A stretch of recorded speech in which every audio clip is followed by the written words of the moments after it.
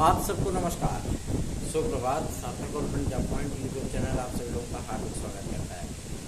Channel पे नए हैं, चैनल को सब्सक्राइब, वीडियो को लाइक शेयर करें, बेल आइकन दबा कर रख लें ताकि आपको नोटिफिकेशन मिल जाए और आप उसे शेयर कर पाएँ। खबरों की शुरुआत जरूर करेंगे, लेकिन उसके पहले आज भी कहीं न कहीं जन्माष्टमी जरूर है और आप सभी लोगों ने कल इस पर्व को बहुत ज़्यादा एंजॉय किया होगा।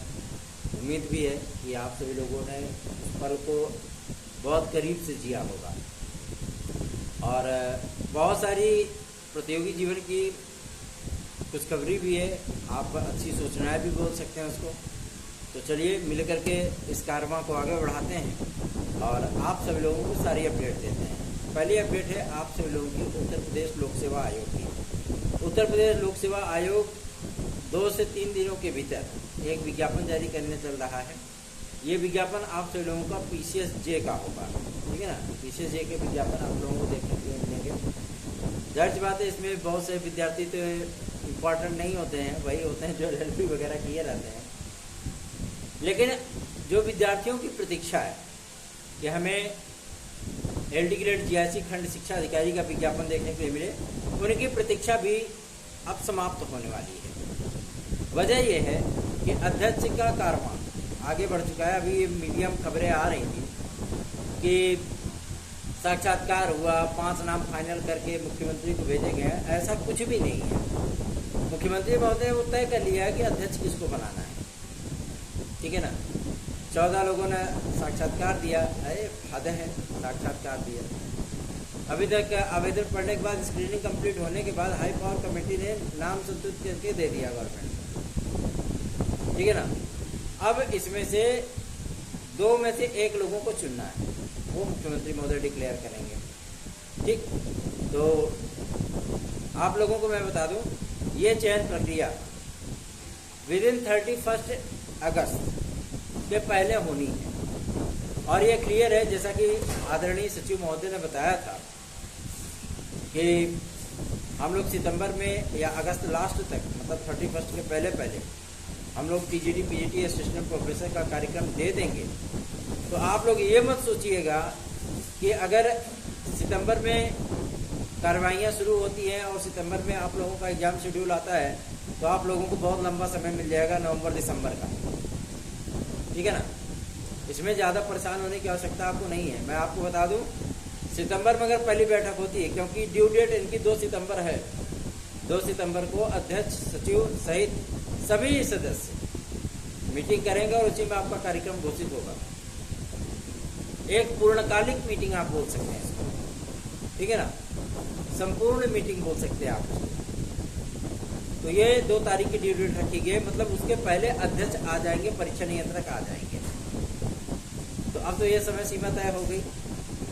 अब तो जाहिर सी बात है कि हम लोगों को TGT PGT 2022, TGT PGT 2016, 2021 आदि के सारे मैटर जो क्लियर हो जाएंगे, क्योंकि कल शिक्षा निदेशालय से ये जानकारी प्राप्त हुई है कि जो पद सृजित किए गए थे उनमें न्याय विभाग के अधिकारियों ने थोड़ा सा उसमें टेक्निकल फॉल्ट बताया है कि आप इसे विज्ञापन में सम्मिलित नहीं कर सकते। तो उन पदों का ब्यौरा देखा जा रहा है जो 2016 या 2021 में रिक्त थे।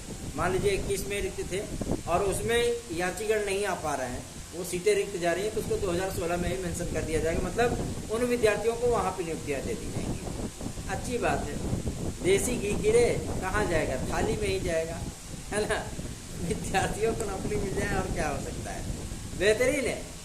लेकिन ये बात भी क्लियर हो गई कि हमारी LD ग्रेड GIC प्रवक्ता के विज्ञापन भी यथाशीघ्र, मतलब हमारे सितंबर में आवेदन स्टार्ट हो जाएंगे, ठीक है। तो आप लोगों को इसमें ज़्यादा परेशान होने की आवश्यकता नहीं है। आप लोग अपनी तैयारियों पर फोकस करिए, अधिकाधिक संख्या में वीडियोस को शेयर करिए, चैनल को सब्सक्राइब करके वीडियो को लाइक शेयर जरूर किया करिए। देखिए, अध्यक्ष को लाने की एक मुहिम जो सार्थक गवर्नमेंट जॉब पॉइंट ने चलाई, वो मुहिम अब अपने कारमा तक पहुंच चुका है, अपने मंजिल तक पहुंच चुका है। अब हम सभी लोगों को सिर्फ परिणाम का इंतजार है, वो भी सिर्फ 2 से 3 दिन के भीतर, ठीक है ना। इसमें ये जान लीजिए कि अगर कंट्रीब्यूट करने की बात आई तो विद्यार्थी थोड़े से पीछे हट गए। जितने भी छात्र नेता आपको दिखते हैं, ये मोर्चा वो मोर्चा, ये संगठन वो मंच, कुछ भी नहीं, कोई नहीं दिखा। सिर्फ और सिर्फ आपका ये भाई लगा रहा कि मतलब कैसे भी करके अध्यक्ष और परीक्षा नियंत्रक आ जाएं, फिर हमारी एलटी ग्रेड जीआईसी भी क्लियर हो जाएगी। अब आप ये सोचेंगे कि एलटी ग्रेड जीआईसी का संबंध क्या हो सकता है शिक्षा सेवा चयन आयोग से। इसका बहुत गहरा संबंध है।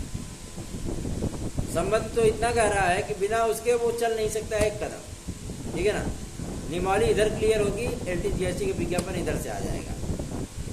ठीक, अभी जो प्रारूप बनाया गया है माध्यमिक शिक्षा सेवा अधिनियम 2023, उसमें काफ़ी सारे परिवर्तन हुए हैं, जिसमें से लगभग मेरे ख्याल से, जहाँ तक मेरा अनुमान है, कि लगभग 5.5 लाख विद्यार्थी ऐसे होंगे जिनको परीक्षा से वंचित होना पड़ेगा, फार्म से वंचित होना पड़ेगा, और लगभग 6.5 लाख से अधिक ऐसे विद्यार्थी होंगे जिनको नया मौका मिलेगा आवेदन करने का टीजीटी और पीजीटी में।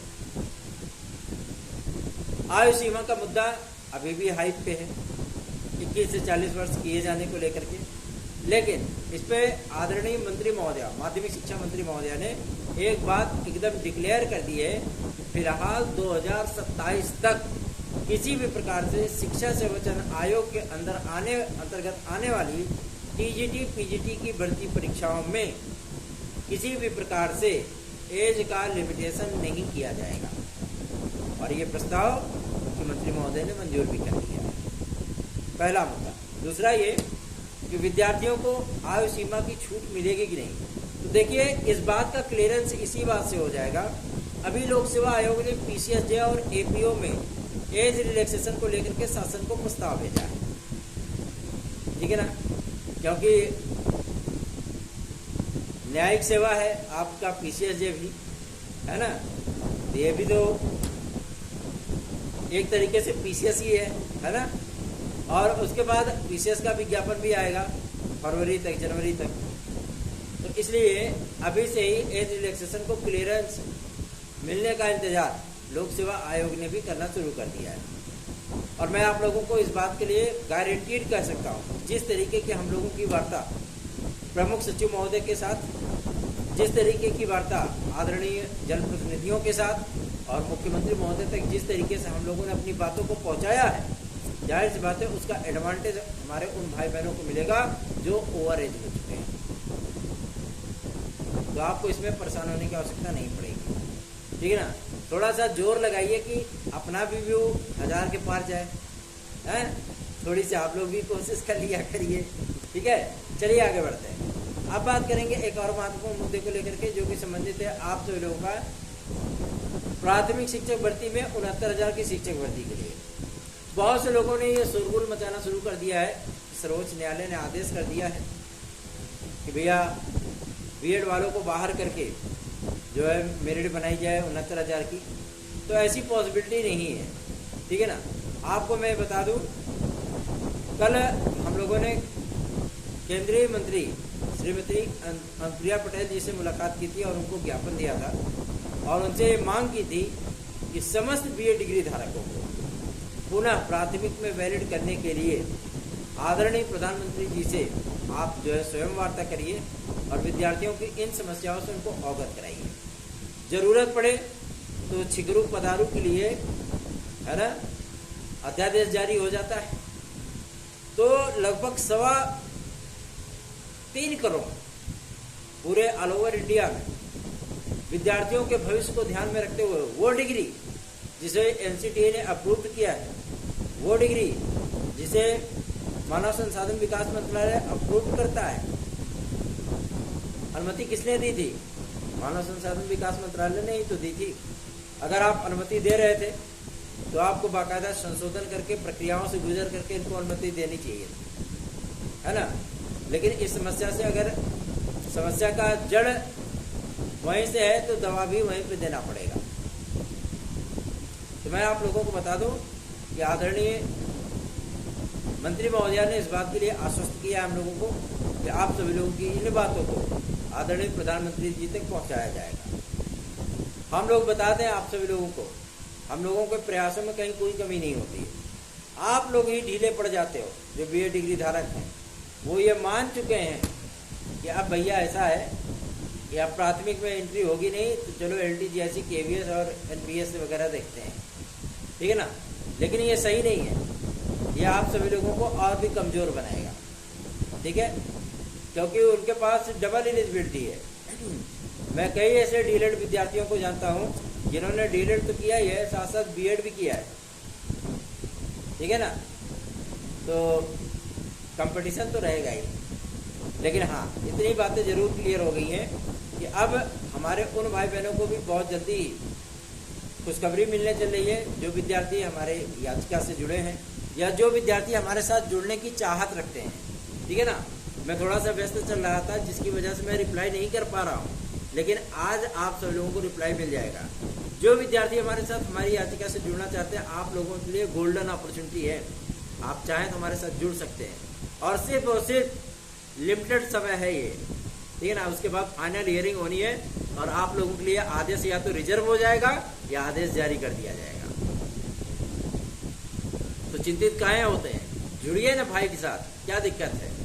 हम आप सभी लोगों के हितों की रक्षा के लिए लड़ रहे हैं ना, तो आप सभी लोगों को भी अधिक से अधिक संख्या में हमारे साथ जुड़ना चाहिए, ताकि हमारा भी मनोबल बढ़े और हम भी उस मुहिम तक आप लोगों को ले जा सकें, उस मुकाम तक ले जा सकें जिसकी अपेक्षाएं आकांक्षाएं आपने और आपके परिवार ने, आपके माता पिता ने पाल रखी है, ठीक है ना। वो सुकून, वो खुशी, वो उमंग का एहसास जो होता है ना, सच में वो कहीं नहीं मिलता है, ठीक है ना। तो आप लोग भी सहयोग करिए। 9721411385 ये मेरा व्हाट्सएप नंबर है। आप इस व्हाट्सएप नंबर पर हमसे जुड़ करके हमारे नोट्स भी प्राप्त कर सकते हैं। साथ ही साथ TGT PGT 2016-2021 की हमारी याचिका में आप जुड़ भी सकते हैं। चलिए आगे बढ़ते हैं। अब बात करेंगे आपके एक और महत्वपूर्ण मुद्दे को लेकर के, जो कि संबंधित है UPSI की वैकेंसी को लेकर के। उसके पहले चर्चा करेंगे आपके रिजल्ट को लेकर के। UPSSC में 3 तारीख तक अध्यक्ष आ रहे हैं, ठीक, इसमें कोई चिंता नहीं है। दूसरा ये 10 तारीख के पहले पहले आप लोगों को वीडियो और एग्जाम का परिणाम देखने के लिए मिल जाएगा। उसके बाद मुख्य सेविका का, उसके बाद आपके अन्य परिणाम भी धीरे धीरे आने लगेंगे। साक्षात्कार की जो प्रक्रिया लंबित है, वो प्रक्रियाएं भी बहुत जल्दी कंप्लीट की जाएंगी। इसका विस्तृत शेड्यूल UPSSC के माध्यम से अध्यक्ष की नियुक्ति होने के बाद आप लोगों को 5 सितंबर के पहले पहले देखने के लिए मिल जाएगा, ठीक है ना। तो चिंतित मत होइए। और 69,000 में मेरिट को आंकने के लिए सारी डिटेल्स मांग लिए गए हैं। लगभग मान के चलिए कि लगभग 18 से 22,000 विद्यार्थियों की नौकरी जाएगी। 18,000 तक मान लीजिए, मिनिमम 18,000, अधिकतम 22,000, ठीक है ना। और ये अधिकतर जनरल के ही विद्यार्थी होंगे जो बाहर जाएंगे। ये जो सबसे लास्ट में 6800 की लिस्ट जारी हुई थी, ठीक है ना, जिनका सिलेक्शन हुआ था, जो नौकरी कर रहे हैं, उन विद्यार्थियों की नौकरी तो एकदम सर्टेन हो गई, को चली गई, ठीक है।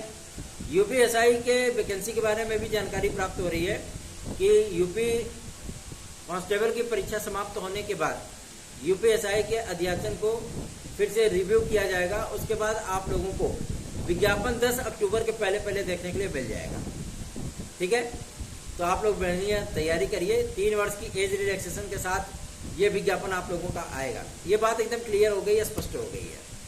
तो चिंतित ना होइए। 9721411385 पर आप हमसे संपर्क कर सकते हैं, हमारे नोट्स आप प्राप्त कर सकते हैं। हमारी TGT PGT 2016-2021 की याचिका में जुड़ करके आप सभी लोग एक स्वर्णिम भविष्य की तलाश कर सकते हैं।